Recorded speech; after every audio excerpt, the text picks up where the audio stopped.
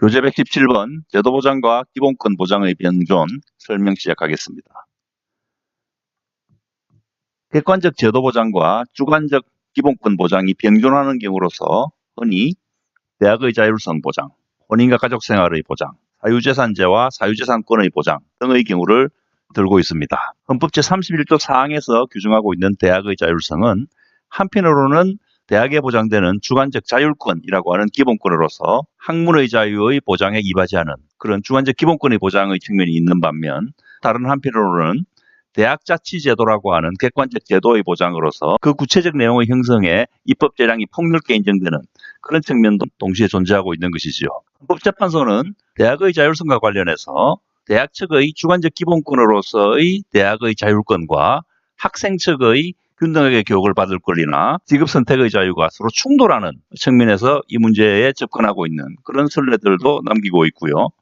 또 2014 헌마 1149 결정에서는 법학전문대학원의 신입생 모집 정지 처분에 대해서 완화된 것이지만 과잉금지 원칙에 따라서 심사를 한 사례도 있습니다. 그러나 헌법재판소는 대학 총장 선출 방식이라든가 법인 이사의 구성 방식이 문제된 사안에서는 대체로 완화된 합리성 심사 척도를 적용해서 그 입법 재량권의 한계 일탈 여부를 자의금지 원칙에 따라서 판단을 하고 있습니다.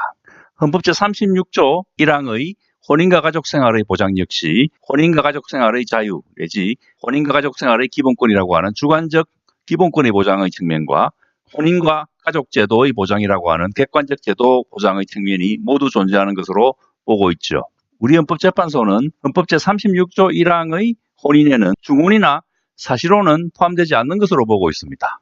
2010 헌바 87 결정의 경우처럼 친양자 입양에 친생부모의 동의를 요하도록 한 경우에 친양자가 될 자의 기본권과 친생부모의 기본권이 서로 충돌하는 그런 측면에서 이 문제를 접근한 그런 선례도 있고요.